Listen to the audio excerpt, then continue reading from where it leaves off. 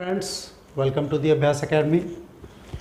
तो हमने पिछली वीडियो में देखा ट्रिग्नोमेट्री के कुछ बेसिक फंक्शंस हमने समझे, हमने रेसिप्रोकल वैल्यूज़ को समझा, sine cos tan cosec sec cot in this way, और साथ ही साथ हमने देखा कि कुछ क्वेश्चंस हमने सोल्व किए थे। अब उसके बाद थोड़ा सा एक्सटेंड करते हैं चीज़ों को, तो हम कुछ स्क्वायर आइडेंटिटीज़ करने जा रहे हैं एक्चुअली, है ना, कुछ और रिजल्ट्स निकालना चाह रहे हैं। तो कैसे करेंगे? कोई भी एक हमने राइट एंगल ट्राइंगल ले लिया, ठीक है, let's say A B C, right angle at B, तो बी पे राइट एंगल है। इस हिसाब से अगर मैं एंगल सी मान लेता हूँ, है ना, for the time being angle क्या मान लिया? सी मान लिया, तो मेरा परपेंडिकुलर ए बी बन जाता है, बेस मेरा बी सी बन जाएगा, और हाइपोटेनस तो ए सी है ही, opposite to the right angle. In this way अगर मैं पाइथागोरस थ्योरम की तरफ पहुंचता हूं, तो Pythagoras theorem says that the square of the longest side is equal to the sum of the squares of the remaining two. Am I right? So अब मैंने क्या करना है, तीन साइड है, ठीक है, तो तीनों साइडों को एक एक करके, यानी कि इस पूरी इक्वेशन को एक एक करके पहले ए सी स्क्वायर से, फिर ए बी स्क्वायर से, फिर बी सी स्क्वायर से डिवाइड करते चलना, ठीक है। अब डिवाइड कैसे करते चलना है? सबसे पहले मैंने क्या लिया, मैंने ए सी स्क्वायर से डिवाइड किया इसको, डन। अब जब मैं फर्स्ट इक्वेशन को ए सी स्क्वायर से डिवाइड करूंगा, तो upon A C square upon A C square upon A C square, ऐसा करने से मैं देख रहा हूँ कि A C square will be cancel, gives you 1। यहाँ क्या आ गया आपके पास? 1 आ गया। उसके बाद की कहानी समझो, अगर ये A B square upon A C square है, तो ए बी क्या है? परपेंडिकुलर। ए बी क्या है आपके पास? परपेंडिकुलर। और ए सी क्या है आपके पास? A C that is the hypotenuse. तो ये बन गया परपेंडिकुलर अपॉन हाइपोटेनियस। बिल्कुल इसी तरीके से ये बन गया आपका बेस अपॉन हाइपोटेनियस, क्योंकि दोनों पे स्क्वायर अलग अलग थे, मैंने कंबाइन कर दिया। हम लिख सकते हैं डिवाइड और मल्टीप्लिकेशन में ऐसा कर सकते हैं। तो ये हो गया। तो ले देके हम यहाँ तक आ गए, ठीक। यहाँ तक आने के बाद बस थोड़ा सा दिमाग लगाओ और समझो, परपेंडिकुलर अपॉन हाइपोटेनियस किसके इक्वल है? Sign angle, right. एंगल यहाँ पे क्या चल रहा है? थीटा चल रहा है। तो perpendicular upon hypotenuse will be equals to sine theta. In the same way base upon hypotenuse is equals to cos theta. तो इसे आप लिख सकते हैं, अब ध्यान से देखना, साइन थीटा का whole square, the whole square of sine theta can be also written as sine square theta. इसको आप साइन स्क्वायर थीटा की फॉर्म में भी लिख सकते हैं, मतलब ये सिर्फ लिखने का इसका तरीका है। तो कभी ऐसे लिखा हो या ऐसे लिखा हो तो need not to be confuse, both means the same. In the same way cos square theta. तो सबसे पहली आइडेंटिटी आपकी यहाँ बन जाती है कि 1 is equal to the sine square theta plus cos square theta. तीन फॉर्मूले हम ऐसे बनाएंगे, एक से तीन भी बन सकते हैं, यानी कि टोटल 9 बन सकते हैं। कैसे? यहाँ से आप निकाल सकते हैं 1 minus cos square theta is equal to sine square theta. मैं लिख देता हूँ, इसको आप लिख सकते हैं 1 minus cos square theta is equal to sine square theta. In the same way 1 minus sine square theta is equal to cos square theta, ठीक है ना। और जो मेन है आपके पास वो ये है। तो एक पहली आइडेंटिटी जो आपके पास आ गई मेन, वो ये आ गई। इससे और दो फॉर्मूले बन सकते हैं, that is the different thing, है ना, वो आगे आप एक्सटेंड कर सकते हैं। खैर, इसके अलावा दूसरा तरीका देखते हैं, तरीका मतलब दूसरा स्टेप देखते हैं। अभी हमने इसे डिवाइड कर लिया ए सी स्क्वायर से, है ना। जब ए सी से किया है तो ए बी से भी करके देखते हैं क्या रिजल्ट सामने आता है। तो दूसरी कंडीशन पे पहुंचते हैं, तो A C square upon A B square. In the same way A B square upon A B square plus B C square upon B C square. यहाँ तक बात पकड़ में आ गई, ठीक है ना। इसके बाद अभी ए सी अपॉन ए बी, तो ए सी क्या है आपका? हाइपोटेनियस, और ए बी क्या है आपका? परपेंडिकुलर। तो ये बन जाता है ले दे के हाइपोटेनियस अपॉन परपेंडिकुलर का whole square, done. In the same way A B upon A B तो 1 ही हो जाएगा, प्लस ये क्या बन जाता है आपका? बी सी अपॉन, सॉरी ये मैंने गलत लिख दिया, it will be A B, ठीक, क्योंकि हम ए बी से डिवाइड कर रहे हैं तो तीनों के नीचे ए बी आना। ओके, तो ये तो 1 हो जाएगा। Here B C is what? B C is base actually. And what about A B is perpendicular. यहाँ तक की बात पकड़ में आ गई। जैसे ये पकड़ में आ जाए, इसके बाद आप पहुँच जाओ कैसे? हाइपोटेनियस अपॉन परपेंडिकुलर एक्चुअली कौन सी ट्रिग्नोमेट्रिक रेशियो को डिनोट करता है? अगर आप भूल भी जाओ बाई चांस, तो पंडित बद्री प्रसाद हर हर बोले।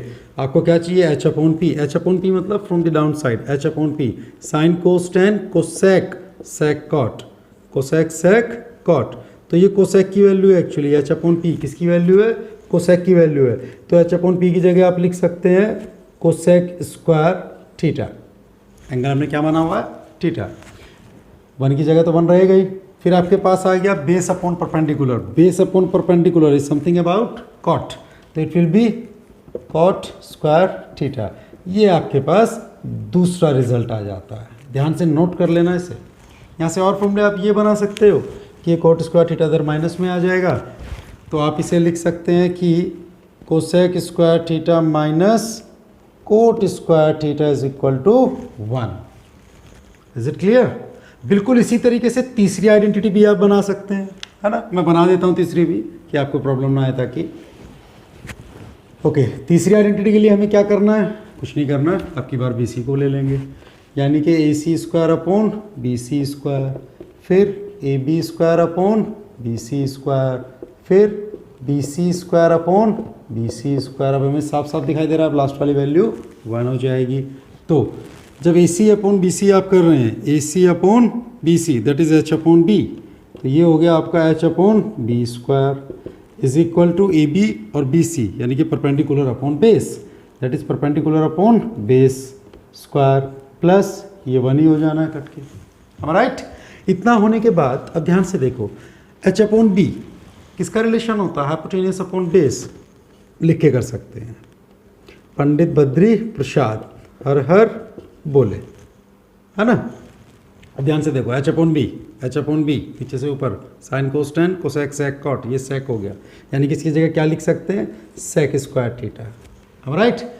बिल्कुल इसी तरीके से P upon B, P upon B क्या होता है, tan theta, that is tan square theta plus 1, am I right?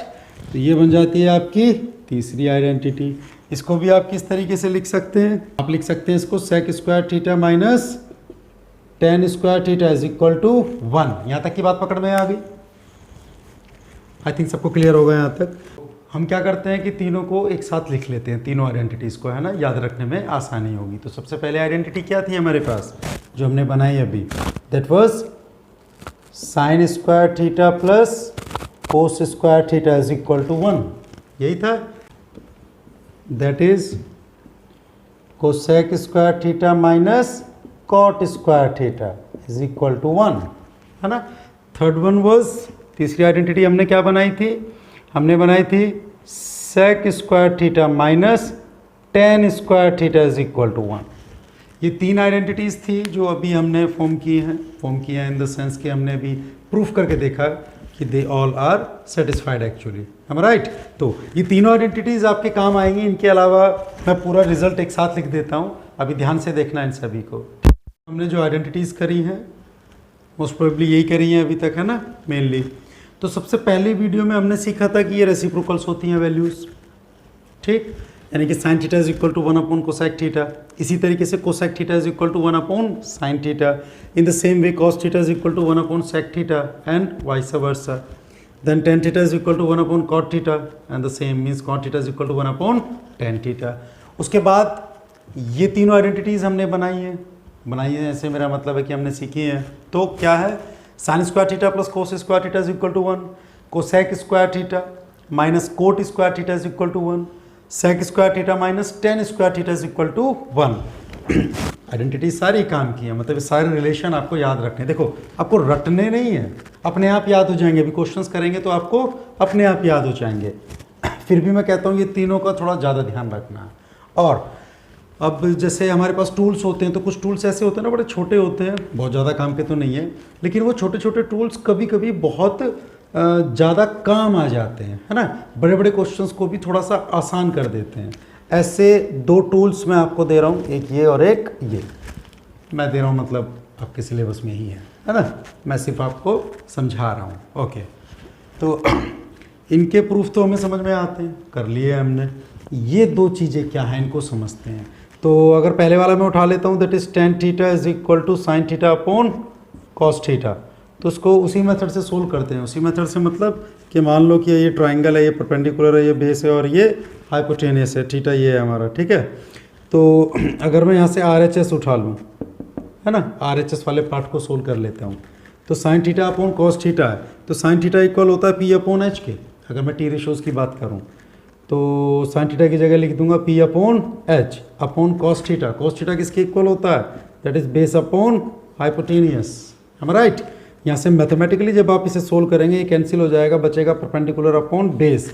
और परपेंडिकुलर और बेस कौन सी रेशो होती है, ये तो होती है टेन थीटा, इसका मतलब इक्वल आ गए, तो LHS is equal to RHS। अब कॉट थीटा को आप ऐसे या तो इस तरीके से अपने आप सोल्व कर लेंगे, या आप ऐसे भी समझ सकते हैं कि टेन थीटा का रेसिप्रोकल होता है, तो जो वैल्यू टेन थीटा की है उसका रेसिप्रोकल कर दो, कॉट थीटा की आ जाएगी।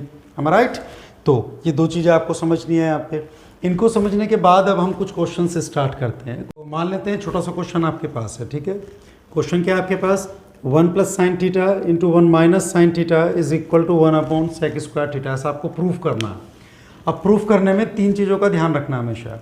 या तो आपको क्या करना होगा, LHS को लेकर के सोल्व करना, RHS के इक्वल आ जाएगी, प्रूव्ड। या RHS को सोल्व कर देंगे, LHS के इक्वल आ जाएगी, प्रूव्ड। या LHS को भी सोल्व करना पड़ेगा, RHS को भी सोल्व करना पड़ेगा, दोनों के सॉल्यूशंस आपस में इक्वल हो जाएंगे, then also they are proved. हम राइट, तो मोस्ट प्रोबेबली आपको LHS लेके सोल्व करना पड़ेगा, सोल्व हो जाएगा। खैर, ज़्यादातर क्वेश्चन को अभी जो मैं बोल रहा हूँ इसको ध्यान देना इसको, हालांकि अभी यहाँ पे इसकी इतनी खास ज़रूरत नहीं है, आगे जाके ज़रूरत पड़ेगी। तो ज़्यादातर क्वेश्चंस को आप कोशिश करेंगे कि उसे कन्वर्ट कर लेंगे इधर साइन और कॉस में, है ना, या दोनों में। तो आपके क्वेश्चंस कन्वर्ट हो जाने चाहिए साइन और कॉस में, तो आपके क्वेश्चंस को सोल्व करने का तरीका थोड़ा सा आसान हो जाता है। तो अभी यहाँ मैं देख रहा हूँ तो a प्लस बी और a माइनस बी दिखाई दे रहा है मुझे ईजिली, है ना। तो आप लगा सकते हैं क्या, a square minus B square, तो आप लिख सकते हैं a square minus B square. A square यानी 1 का स्क्वायर तो 1 ही हो जाएगा, और साइन थीटा का स्क्वायर को साइन स्क्वायर थीटा की फॉर्म में लिख सकते हैं। ये लिख दिया आपने एक्चुअली LHS उठाई है, अभी सिर्फ क्या उठाई है, LHS, ठीक है ना। RHS को छोड़ देते हैं। तो जब आपने LHS ले ली, लेकिन आपको रीज़न देना पड़ेगा अलग से, है ना। रीज़न क्या देंगे आप, a plus B into A minus B is equal to A square minus B square. ये आपको बताना पड़ेगा एग्जामिनर को कि आपने कौन सी आइडेंटिटी का यूज़ किया है। इसके बाद अगर आप चलते हैं तो रिकॉल करो दिमाग में 1 माइनस साइन स्क्वायर थीटा, यानी कि 1 है, साइन है, स्क्वायर में है, तो स्क्वायर आइडेंटिटी पे जाते हैं। आपको पता होगा, याद है आपको कि sine square theta plus cos square theta is equal to 1। यहाँ से अगर मैं वैल्यू निकालता हूँ 1 माइनस साइन स्क्वायर थीटा की, यानी कि साइन स्क्वायर थीटा इधर चला जाए तो बचेगा क्या, दूसरी तरफ कोस स्क्वायर थीटा बचेगा कि नहीं, बचेगा ना। तो आप क्या कर सकते हैं, 1 माइनस साइन स्क्वायर थीटा की जगह क्या लिख सकते हैं, कोस स्क्वायर थीटा। डन। जब आप यहाँ तक आ जाएंगे तो आप समझो कि ये सेक स्क्वायर थीटा चाहिए आपको, और कॉस और सेक का क्या रिलेशन है, दोनों एक दूसरे के रेसिप्रोकल होते हैं। तो आप यहाँ पे तो ये लिख देंगे यूजिंग दिस, ठीक है। इसके बाद आपको क्या लिखना है, कोस स्क्वायर थीटा की जगह आप डायरेक्टली लिख सकते हैं 1 अपॉन सेक स्क्वायर थीटा, और यहाँ पे रीज़न क्या डालेंगे, रीज़न डालेंगे कि कॉस थीटा जो है वो रेसिप्रोकल होता है सेक थीटा के। ऐसा हम कर चुके हैं, हम राइट। तो एक छोटा सा क्वेश्चन लिया है हमने, इजी है, इससे आपको कंसेप्ट क्लियर होगा कि कैसे आइडेंटिटीज़ का यूज़ करना है, हम राइट। फ्रेंड्स, क्वेश्चंस हम कुछ कर चुके हैं, ये चारों क्वेश्चंस आप नोट कर लो, पॉज करके नोट कर लेना, ठीक है। ये क्वेश्चंस आपको एज अ होमवर्क करने हैं, ठीक है। कमेंट बॉक्स में आप डाल देना कोई भी क्वेश्चन आपसे सोल्व नहीं हो रहा है या इससे रिलेटेड और क्वेश्चंस हैं। अभी नेक्स्ट पार्ट जब हम करेंगे ट्रिग्नोमेट्री का, तब हम और इंटरेस्टिंग क्वेश्चंस करेंगे, लेकिन उससे पहले कुछ और चीज़ें भी सीखेंगे। लेकिन जितना अभी तक सीखा है उसको अप्लाई कैसे करना है वो सब करना बहुत ज़रूरी है। देखो, trigonometry is something like that कि जितना ज़्यादा आप इसको यूज़ करेंगे, वैसे तो सभी चैप्टर्स ऐसे होते हैं, जितना ज़्यादा आप उसकी एप्लीकेशंस को यूज़ करेंगे उतना ज़्यादा ये क्लियर हो जाएगा। और मज़े की बात क्या है, जितने देखने में ये क्वेश्चन मुश्किल लगते हैं, सोल्व करने में उतने ही आसान होते हैं। दूसरी मज़े की चीज़ क्या है यहाँ पे, जैसे मर्जी आप क्वेश्चन को सोल्व करो, यानी कि जब हम प्रूव दैट, जैसे प्रूव दैट के क्वेश्चन है ना, इन पे पहुँच जाते हैं, तो होता क्या है एक्चुअली, किसी के दिमाग में कोई दूसरा आइडिया आ रहा होता है, किसी के दिमाग में दूसरा आइडिया आ रहा होता है। अब जैसे मर्जी वैसे सोल्व करो, आप रिजल्ट तक पहुंच जाओगे। अब प्रैक्टिस कर करके आपको खुद ये आइडिया लग जाएगा कि कैसे मुझे क्वेश्चन को सोल्व करना चाहिए। मोरओवर मैं यहाँ पे हूँ ही, मैं आपकी पूरी से पूरी हेल्प करूँगा।